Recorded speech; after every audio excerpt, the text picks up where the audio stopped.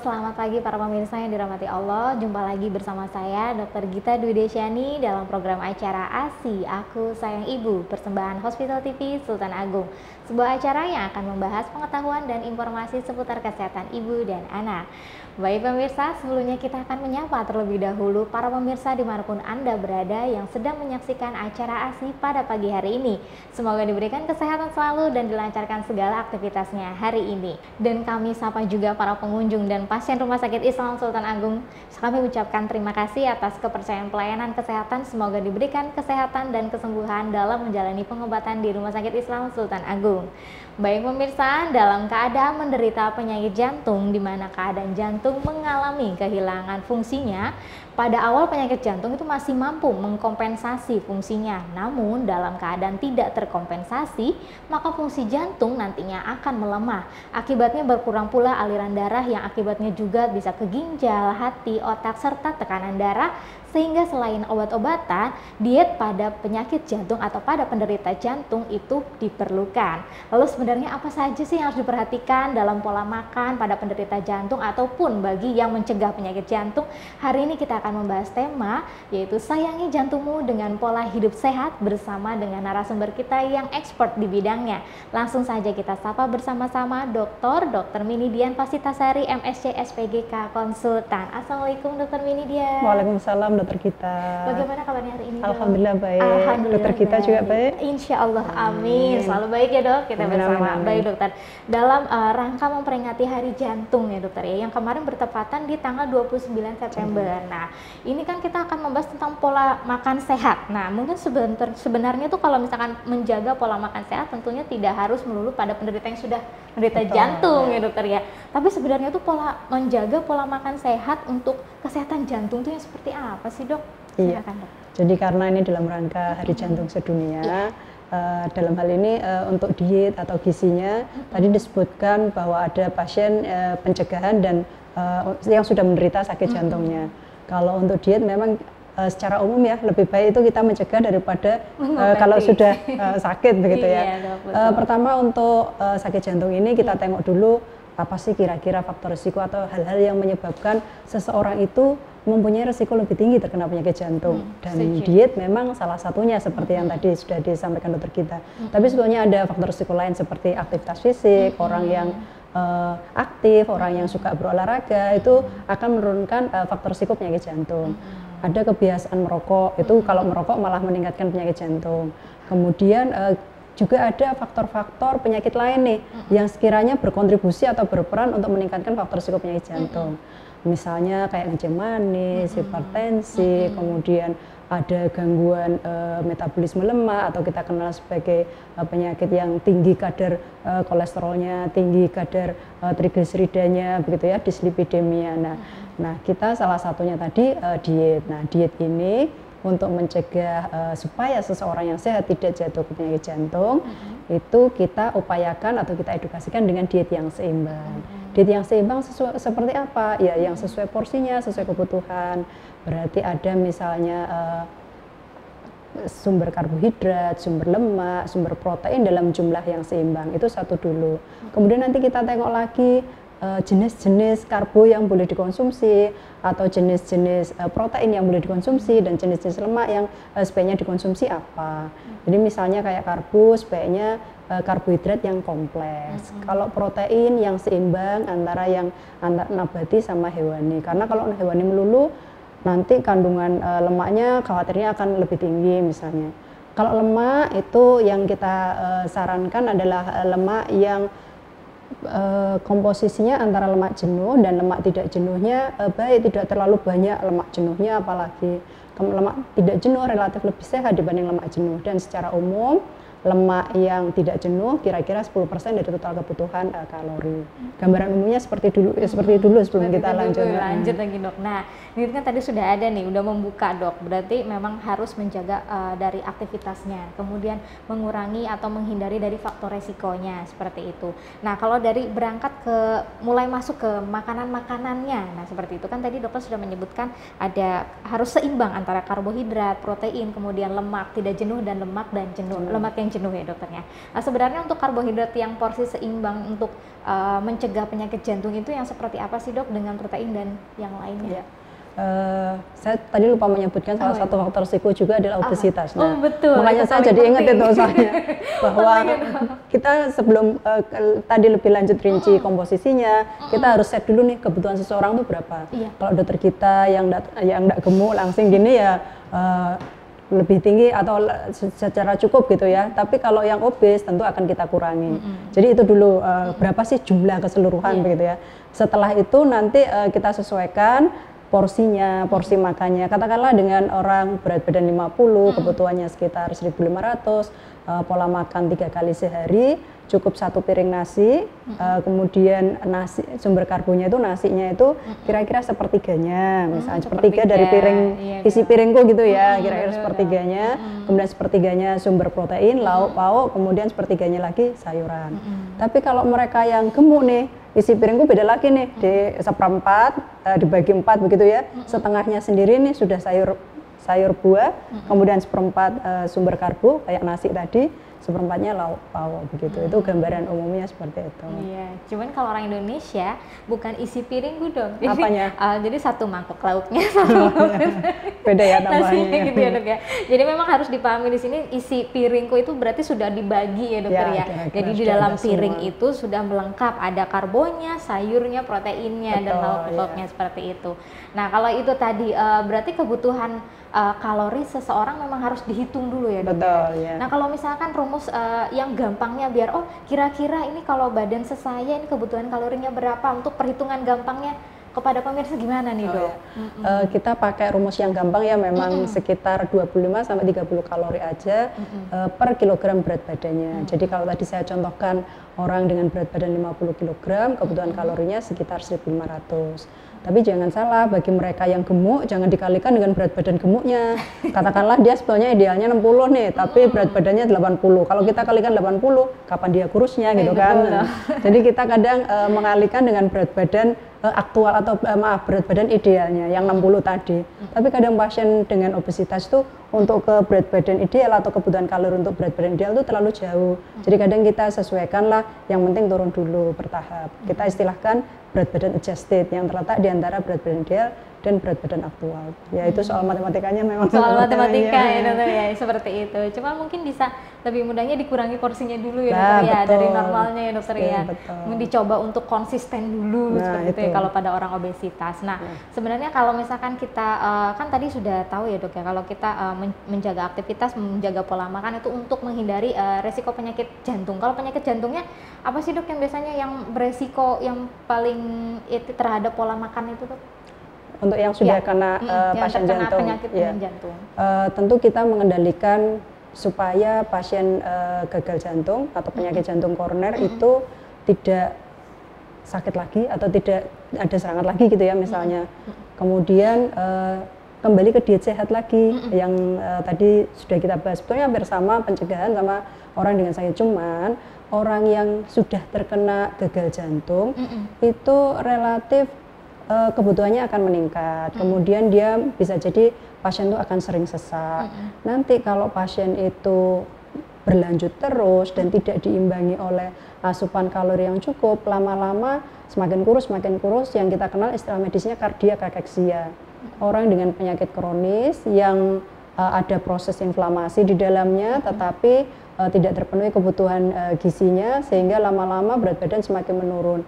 Dan ini semakin memperjelek keadaan. Di satu sisi pasien sudah sakit jantung, di sisi lain kemudian ada kurang gizinya, jadi semakin memperburuk, dan ini harus kayak lingkaran setan yang harus kita putus begitu. Jadi tetap kita hitung kebutuhan kalorinya, kemudian kita coba berikan diet gizi yang seimbang. Cuman ketika pasien itu pas sesak-sesaknya gitu ya, tentu kita berikan asupan diet yang mudah dicerna. Nggak mungkin kan kita berikan lauk utuh misalnya, buat bernafas aja relatif susah, apalagi buat makan kan gitu misalnya. Jadi tetap kita sesuaikan dengan kondisi pasiennya. Baik dokter. Nah untuk diet gizi, diet yang seimbang bagi penderita jantung itu yang seperti apa dok? Misalkan contohnya dok? Hampir sama, ya hampir sama tadi yang sudah saya sampaikan. Yang lebih disarankan memang yang tinggi serat. Tinggi serat. Karbonya itu tadi karbohidrat kompleks ya, kemudian tinggi serat, kemudian proteinnya tidak melulu protein hewani, tapi juga seimbang protein hewani dan nabati. Kemudian buah dan sayur penting karena selain ada serat dan juga ada asupan mineral, mikronutrien, vitamin, mineral itu yang baik juga buat sakit jantung begitu. Baik dokter. Nah sekarang saya jadi teringat tuh kalau ada istilah katanya kalau pada penyakit jantung itu bagusan lemak yang tidak jenuh ya dok daripada yang jenuh. Nah itu benar berarti adanya dok? Secara umum nggak hanya orang penyakit jantung sebetulnya, semuanya ya dok? Iya. Yang tidak jenuh relatif lebih sehat. Cuman sebetulnya konsumsi yang kita konsumsi sehari-hari itu tergabung sumber lemak nih misalnya, itu sudah ada lemak jenuh juga, ada lemak tidak jenuh juga. Cuman proporsi mana yang lebih mendominasi sehingga kita sebut itu sebagai sumber lemak jenuh. Katakanlah misalnya santan begitu ya, itu termasuk sumber lemak jenuh begitu. Tetapi kayak minyak zaitun atau olive oil itu sumber minyak tidak jenuh, itu contohnya. Baik dokter. Berarti kalau dari situ memang harus memperhatikan ini ya dok, komposisi dari semua tiap bahan makanan ya dok ya. Syukur-syukur begitu yang Tapi kalau misalnya untuk mempermudah seperti itu bisa diganti yang lebih sederhana kan, kalau misalkan minyak olive seperti itu kan agak sulit ditemui ya dokter ya, atau mungkin yang lebih dikukus-kukus kayak gitu aman nggak sih dok kalau untuk itu? Oh, kalau untuk meminimalisir atau menurunkan asupan lemak, ya silakan. Cuman ya kita mau tidak mau tetap butuh lemak ya sebetulnya, karena vitamin kan ada vitamin larut lemak, vitamin larut air. Kalau kita terlalu strict nih ngurangin lemak sehingga terjadi penurunan yang sangat drastis atau rendah begitu, biasanya akan diikuti oleh defisiensi atau kekurangan vitamin-vitamin yang larut lemak gitu jeleknya. Jadi tetap konsumsi lemak silahkan, cuman ya itu tadi saran dokter kita agak dibatasi, diturunkan begitu, dengan mengubah pola makan atau proses pengolahan makan dari yang tadinya suka gorengan, kemudian apalagi gorengannya yang bertepung ya, jadi tepungnya akan menyerap minyak lebih banyak. Nah digantilah dengan yang pepes, panggang, steam, begitu kira-kira gambarannya. Baik dokter. Nah kembali lagi dok ke diet pada penderita jantung ya dokter ya. Kalau misalkan diet pada penderita jantung ini kita terapkan ke yang non penderita jantung, sebenarnya boleh aja ya dokter ya, seperti itu ya. Iya, cuma untuk biasanya yang harus disyaratkan pada pola makan sehat pada penderita jantung ini apa aja sih dok sebenarnya? Satu tadi porsinya harus sesuai kebutuhan, komposisinya harus seimbang, balance, kemudian mudah dikonsumsi, mudah dicerna sesuai dengan kondisi klinis pasiennya. Dan tentu saja pasien juga harus menikmati. Kalau dia misalnya kan memang ada beberapa pasien itu yang mempunyai pantangan terkait dengan pola makan tertentu, ya kita harus sesuaikan. Makanya kenapa terapi diet itu memang harus individualized, personalized, disesuaikan masing-masing pasien. Iya. Karena disesuaikan dengan kondisi pasien berarti tidak bisa disamakan juga antar individu ya dok sebenarnya ya. Sebetulnya. Sebetulnya ya dokter ya. Nah berarti langkahnya gimana dok kalau misalkan itu, apakah memang harus mereka seperti tadi kan cek BMI dulu ya dokter ya, kemudian habis cek BMI kemudian mereka menghitung kebutuhan kalori ya, kebutuhan kalori, kemudian langkah selanjutnya apakah harus konsul ke langsung ke gizi atau ke dokter spesialis jantungnya dok? Kalau tidak ada keluhan biasanya jarang konsul ke dokter jantung ya. Tapi sekarang kan sebaiknya harus deteksi dini, makanya kenapa harus rutin cek tensinya, misalnya kan hipertensi juga salah satu faktor risikonya. Nah kalau merasa perlu konsultasi diet, konsultasi gizi, monggo ke spesialis gizi klinik. Tapi bisa saja seseorang itu sudah banyak baca, apalagi informasi banyak ya, terus sudah dicoba dietnya dan cocok, aman-aman aja ya monggo tanpa harus konsultasi gizi klinik. Baik, oke. Baik dokter, kalau misalkan tadi sudah dijelaskan beberapa tips ya dokter ya, hindari maksudnya untuk mengatur konsumsi karbohidrat, protein dan lain-lain. Nah, kalau misalkan pada hipertensi kan memang harus dibatasi garam, ya dokter ya. Nah, kalau misalkan pada penyakit jantung harus dibatasin juga nggak dok? Nggak usah. Iya. Oh, tetap terus ya dok. Apalagi kalau pasien dengan gagal jantung yang bengkak, ya memang di salah satu sisi jangka lama itu pasien bisa semakin kurus ya. Tetapi ada juga pasien kita istilahkan retensi atau retensi cairan begitu ya di dalam tubuh. Nah itu harus dikelola juga asupan cairannya, nggak boleh terlalu berlebihan. Bahkan harus dikurangi, disesuaikan dengan berapa jumlah urin yang dikeluarkan. Nah kita hitung dari situ, kita bikin defisit supaya tidak terlalu membebani jantungnya bekerja. Kemudian ada faktor asupan garam tadi, makanya kenapa juga pasien dengan gangguan jantung itu dikurangi asupan garamnya supaya tidak semakin retensi nih cairannya, semakin menumpuk gitu istilahnya di dalam tubuh, sehingga harapannya nanti kerja jantungnya semakin membaik. Termasuk juga sebelum sakit jantung nih tadi disebut hipertensi. Pasien dengan hipertensi biasanya memang juga kita edukasi untuk rendah garam. Seberapa rendah garamnya ya kira-kira 1 sendok teh atau kalau kita bilang pakai sendok takaran obat begitu, itu trepes atau peres begitu, tidak munjung itu dalam 1 hari. Kira-kira segitu tidak boleh lebih dari itu. Syukur-syukur bisa kurang begitu. Ya baik dokter, ya.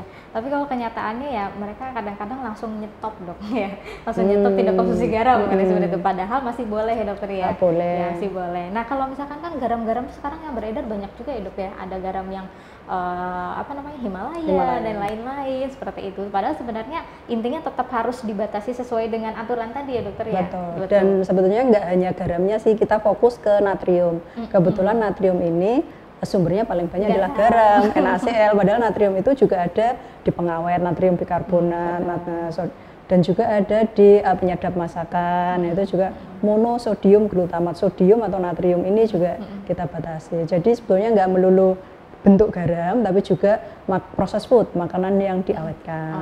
Baik. Nah ini pasti para pemirsa di rumah atau yang sedang menyaksikan penasaran nih dok, contoh-contohnya nih dok dari makanannya.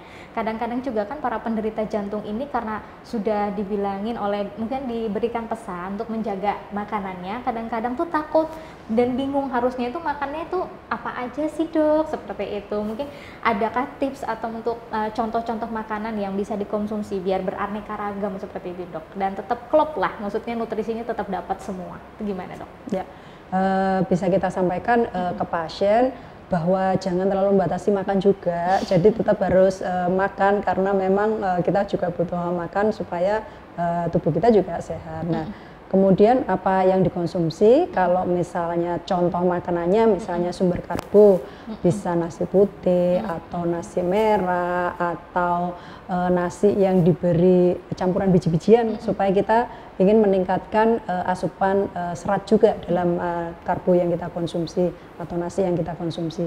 Kemudian nanti sumber proteinnya bisa dari kacang-kacangan, tahu, tempe juga termasuk, dan tadi sudah disarankan pola tata cara masaknya, bisa saja nanti dicampur dengan lauk hewani kayak sayuran, kemudian atau makanan yang berkuah kayak semur yang ada ikan, yang ada tahu tempenya juga misalnya kayak gitu atau berkuah. Kemudian nanti ada sayur mayurnya, silahkan mau dimasak capcay boleh, mau dimasak pecel yang gampang juga boleh, atau gado-gado juga boleh, monggo.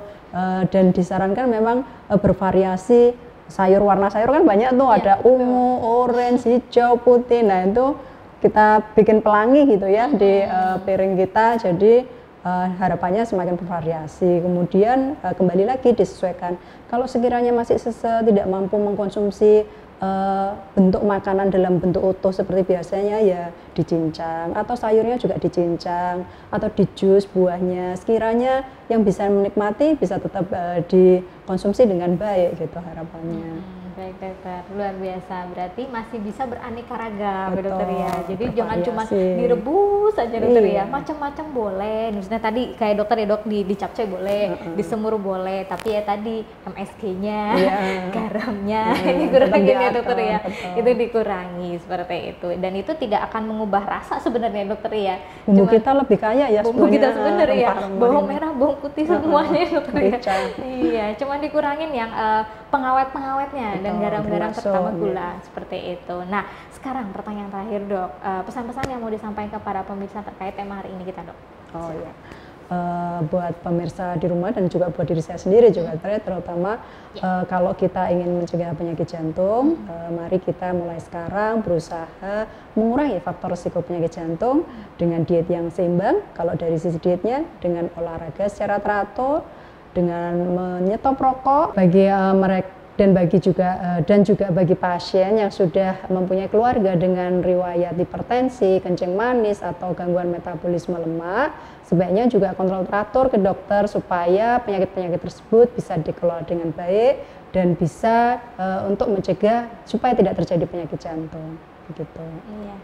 Baik, luar biasa Dokter Minidian atas pesan-pesannya. Nah, para pemirsa, harapannya adalah setelah sudah di-sharingkan oleh Dokter Minidian apa saja sih dan bagaimana sih untuk menjaga pola makan sehat untuk mencegah penyakit jantung dan juga bagaimana menjaga pola makan sehat bagi penderita jantung. Seperti yang sudah disebutkan oleh Dokter Minidian, banyak diantaranya untuk menjaga. Pertama harus dicek dulu BMI-nya, apakah kurang, maksudnya apakah kita termasuk yang terlalu besar, terlalu gemuk ya dokter ya, apa yang terlalu kurus dan lain-lain, karena kebutuhan kalori atau angka kecukupan gizi pada seseorang individu itu berbeda-beda. Nah, harapannya dengan kita bisa memperhatikan hitungan bagaimana sih sebenarnya itu standarnya, kita nanti di situ bisa mengatur isi piring kita ya. Jadi tidak satu-satu mangkok lauknya, sayurnya itu tidak, tapi di dalam satu piring itu sudah dibagi-bagi gitu ya dokter ya. Jadi ada seperempat nasi, kemudian itu sayurnya sudah masuk dalamnya, kemudian buah-buahan dan lauk pauknya. Jadi untuk masakan yang untuk nanti dituangkan atau yang disajikan itu bisa beraneka ragam nanti dimasaknya gitu ya. Jadi biar nggak bosen, jadi nggak cuma direbus, nggak dikukus dan lain-lain seperti itu. Yang penting dijaga dan ditakar ya, ditakar garamnya gitu, kemudian ditakar gulanya, ditakar juga pengawetnya itu kalau bisa dikurangin dan di stop ya dokter ya, seperti itu. Dan untuk mengurangi faktor resiko seperti dokter Minidian sampaikan juga, biar kita yang bagi penderita jantung berarti mengurangi rokok ya dokter ya, mengurangi rokok, mengurangi konsumsi garam seperti itu, olahraga sehat. Olahraga mungkin bisa jalan kaki, bisa berenang, bisa bersepeda, bisa olahraga di rumah, jalan-jalan di rumah juga olahraga ya dok. Seperti itu iya. Nah, baik pemirsa, semoga tayangan ini bisa bermanfaat. Saya ucapkan terima kasih kepada dokter Minidian. Terima kasih Terima dokter kasih atas juga dokter kehadirannya kita. dan sharingnya, semoga bisa bermanfaat Amin, untuk amin. kita semua. Amin amin ya rabbal alamin. Baik pemirsa, sampai di sini dulu perjumpaan kita. Saksikan terus program ASI Aku Sayang Ibu di channel YouTube RSI Sultan Agung Semarang dan juga tentunya di saluran Hospital TV Sultan Agung Semarang. Jangan lupa di like, subscribe dan juga nyalakan tombol notifikasinya biar tidak ketinggalan nih obrolan menarik setiap minggunya.